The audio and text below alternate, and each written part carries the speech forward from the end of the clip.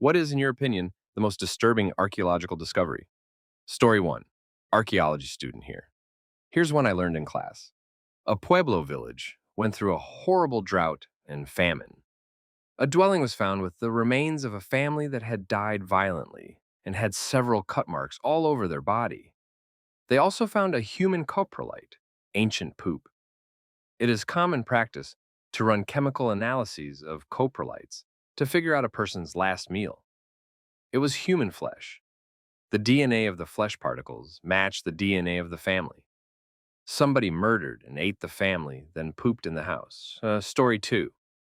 When I was visiting Savannah, I did a kayak tour through Ebenezer Creek. Hundreds of freed slaves followed the Union Army on Sherman's march to the sea. The Union Army was being sporadically shelled in the rear by the Confederates.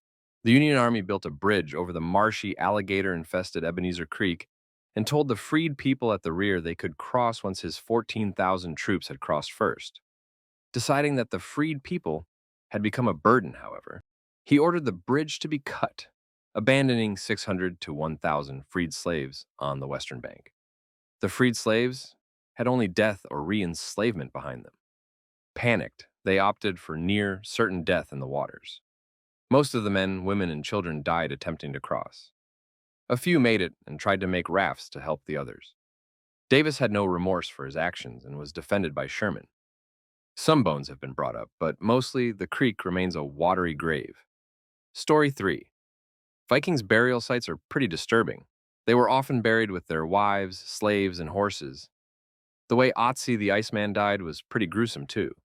Also, all of the mass graves of the past plagues. I live in a city where, a couple of years ago, a mass grave of hundreds of 19th century cholera victims was discovered. We knew they were there somewhere. We've been finding bones in the ground for years. The discovery was still a shock for people who basically live now in this graveyard. Story 4. Gobekli Tepe. The sheer magnitude and age of the site are itself mind-boggling. A civilization without writing and apparently lacking proper settlements or agriculture continued to develop this temple complex for thousands of years, since 10,000 BCE. Some monoliths might require up to 100 of people to bring and erect them. How did they pass the meaning of this endless project through generations? And the disturbing part, this huge complex was deliberately buried and thus well preserved under hundreds cubic tons of dirt around 8,000 BCE. Imagine deliberately burying the Louvre Museum or Vatican. What sort of horrible apprehension or presentiment about the future made them abandon and enter a work of many generations? This thought gave me goosebumps as I stood there, looking at the part uncovered by archaeologists. They mean only 5% of the complex was uncovered yet. I highly recommend visiting the site and the Museum of Urfa. Story 5.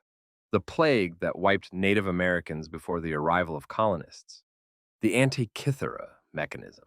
How the heck is it so complex? The Antikythera mechanism isn't out of its time.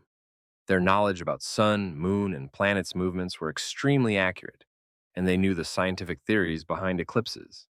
Cicero talks about a similar machine in Syracuse, built by Archimedes. Their manufacturing ability was astonishing too.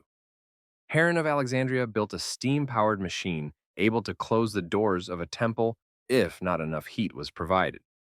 In recent times, scientists were able to rebuild the Antikythera mechanism using X-ray scans of the original, and were able to calculate when the machine was calibrated. It was during the winter solstice of the year 178 BC. This truly amazing part is the level of knowledge in astronomy reached in the Hellenistic age. And the scary part was seeing how long the flat Earth theories and geocentric models survived in Western culture. Story 6. If I had ever pursued anthropology beyond the undergraduate level, I had intended to focus on cannibalism for my master's degree and human sacrifice for my PhD. The behaviors appear aberrant to the casual observer, but when you look at it in terms of survival, among other reasons, cannibalism is actually a pretty logical decision to make. In terms of cannibalism, I think the most disturbing find is not a find at all. Yet, I've been reading up on surviving cannibalism in China during the Cultural Revolution. And as archives are opening up for study, Chinese historians have been able to gauge how common cannibalism was during that period. What's shocking is how common it was.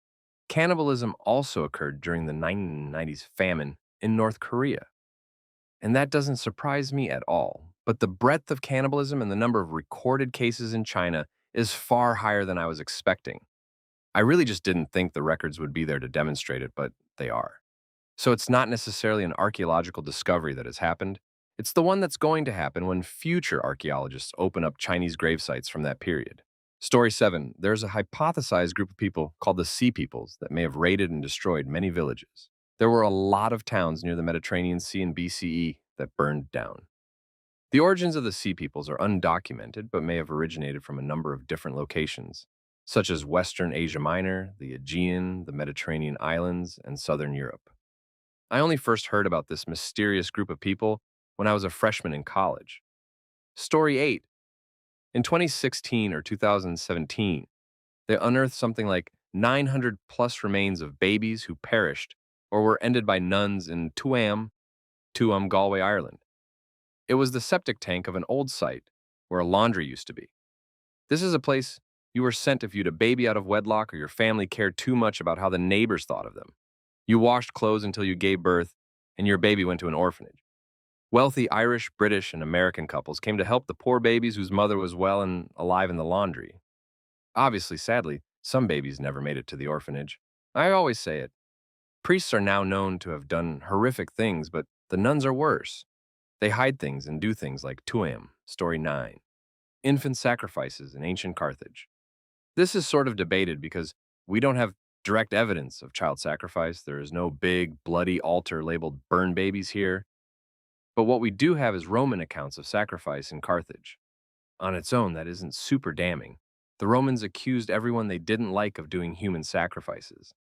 The part that's disturbing is the remains of infant cremations, mixed in with cremated animal remains. This may have just been a Carthaginian burial tradition, an animal sacrifice accompanying a lost child.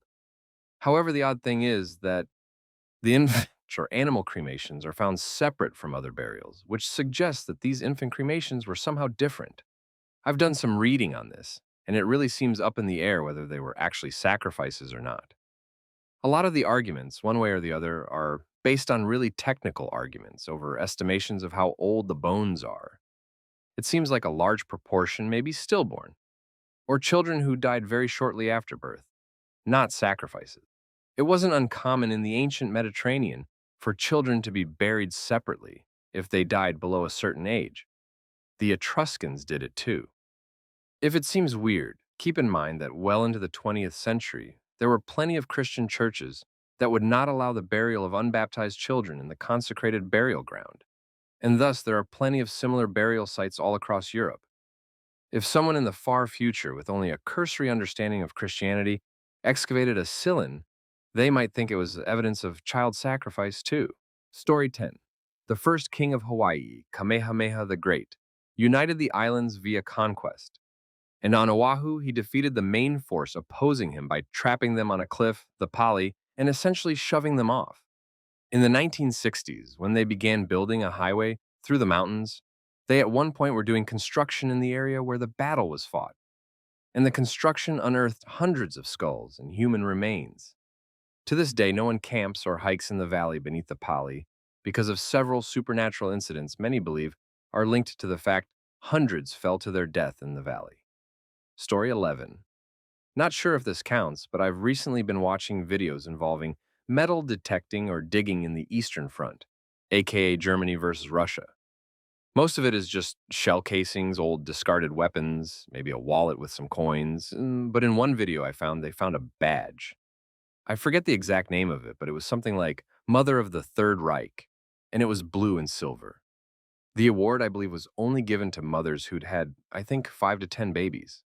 They found this award amongst shells and weaponry, in the middle of a forest, a known battlefield. What on earth was it doing there? Was it stolen?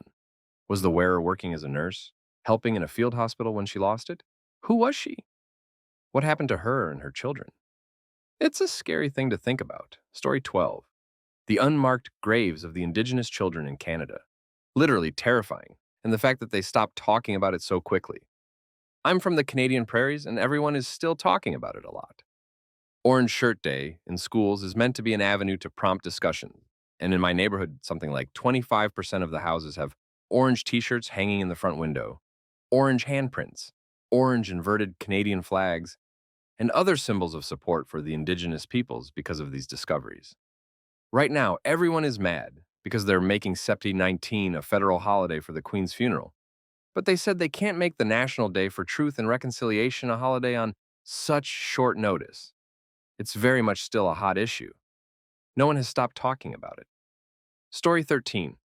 It's not one particular thing, but essentially the millennia of brain drain.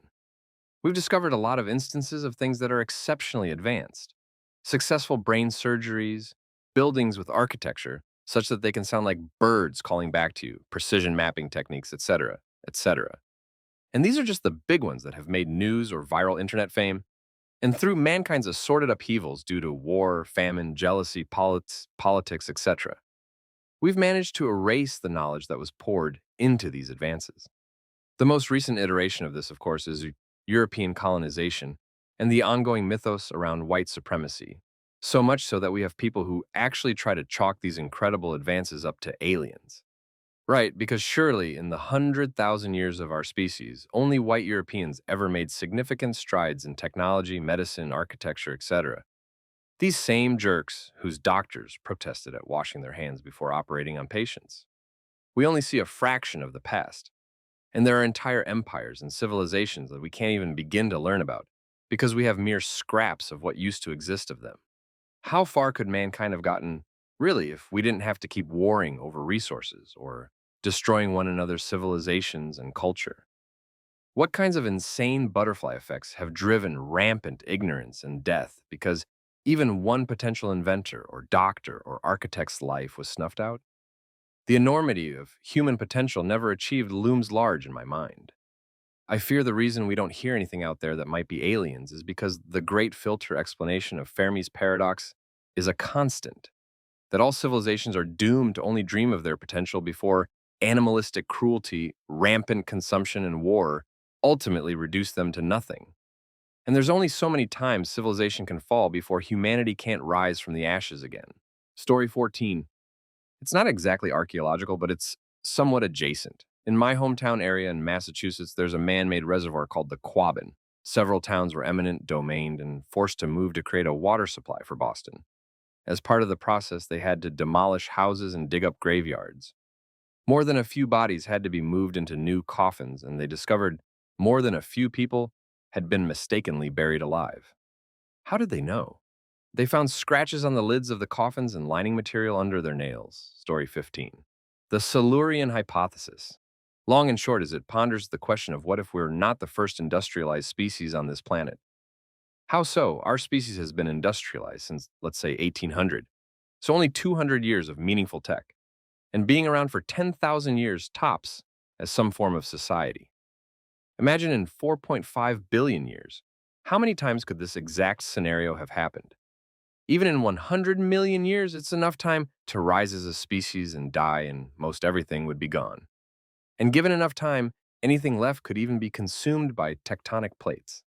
The interesting thing is, the most obvious sign of industrialized civilization that we know of, spikes in carbon dioxide, have been discovered. Most recently to us is 56 million years ago. But there are 6 or 7 total that have been identified throughout history.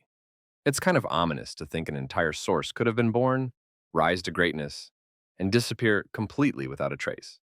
Multiple times. We may very well be just the 8th iteration of this happening without even knowing it. Story 16, bog bodies. Being able to see the final pained facial expression of a murdered or sacrificed person, as well as the extraordinarily well-preserved details of the wounds that ended their life, after hundreds or even thousands of years. It's almost hard to fathom what you're looking at. I mean, to understand the length of time this dude's skin and meat has survived, more or less intact, requires some serious meditation on the matter. It's like a time machine that lets you see what a man's recent corpse would have looked like millennia ago. And he was just there in that patch of bog that has remained a bog for all that time, fully clothed in both garments and flesh, sometimes with a garrote still attached to his throat, waiting for someone to discover him. His killers long dead and forgotten, his family long dead and forgotten, all turned to dust and scattered to the winds. And he's just chilling in there with his face and bones and toenails just where they were all those thousands of years ago. Empires have risen and fallen continuously since he entered that bog, and the greatest emperors have all been ground to nothing by the pestle of time. Yet there he is, still fully formed, and still rocking some sweet threads. Creepy. Story 17, The Levels of Violence in Ancient History. I have a friend who is an archaeologist in Latin America and often mentions how many of the famous archaeological sites in the region do a lot of work to cover up many of the nastier and more violent discoveries. For example, my friend took me to the archaeological site Monte Alban in Oaxaca. Many of the carvings and paintings on the temples and buildings around the site feature people with what looks like ornate flowers around their midsection. Most tour guides mention the flowery nature of the carvings and how beautiful they are. In reality, the flowers were the Zapotec people's way of depicting blood, and the scenes are carvings of forced or ritual castration. Story 18. This is somewhere between archaeology and anthropology, but I'd say the loss of the accumulated knowledge of the ancient Celtic and Gaelic societies. In some ways, they did it to themselves. They didn't record their history and knowledge in any significant way in any written record. It was mostly passed down orally. For example, the small, dark men that feature in ancient Scottish and Irish lore. Who were they? The colleges that were mentioned in various stories? What were they? Where? Apparently, all the knowledge and buildings, it's all there, but so disjointed and disrupted that no one can make sense of it.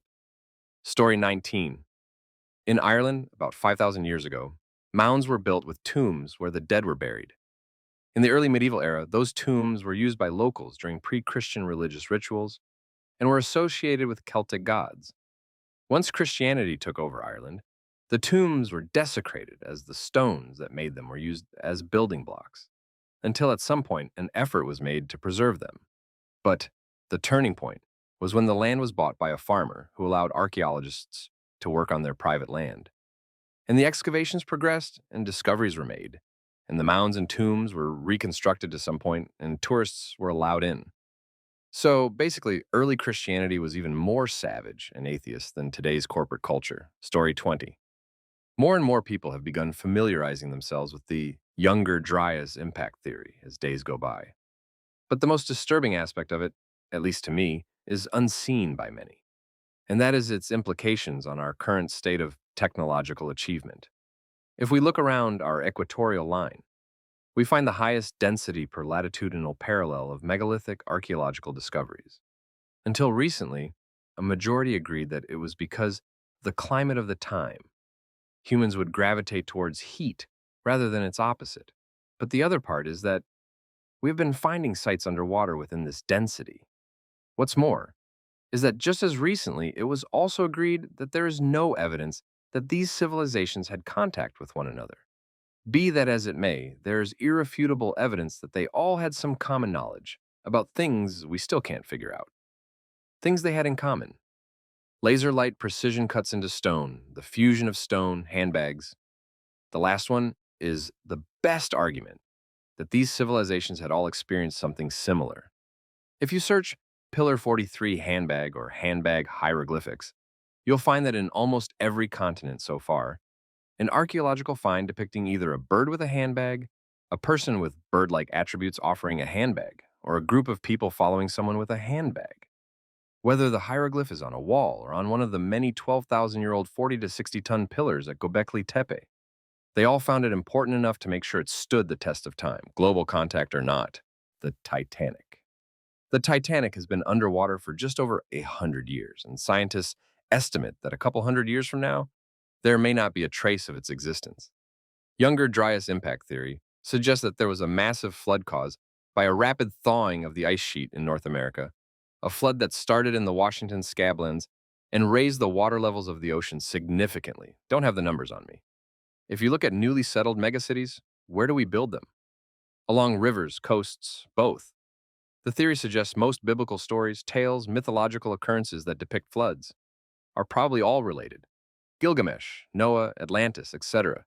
If they built these cities with steel 14,000 years ago, What would be left if the military existed with old school flying machines and were self sufficient for decades to come? What would you call a giant flying thing that spits fire? Phantom Universe came up with that one, and I find it fascinating because something definitely happened around that time. And it looks like before we figure out what it was, it'll probably happen again. Unless an entity comes out of the sky bearing gifts for us in a Louis bag. Story 21. One thing which has always struck me about many archaeological sites and projects is the callous disregard for the wishes of those who were previously interned. What I mean by that is that in many cases, the archaeologists are essentially digging up someone's gravesite, and no one raises this as an issue. It's not okay, at least not to the extent that we as a society place any value or sanctity on the burial sites of others anyway. Personally, I find the idea of burial to be a serious waste of high value land, but that doesn't mean that I would be okay with violating someone else's beliefs. Story 22. I have three. The first being the mass grave of over 100 children and baby llamas that were found in Peru, sacrificed by the Inca.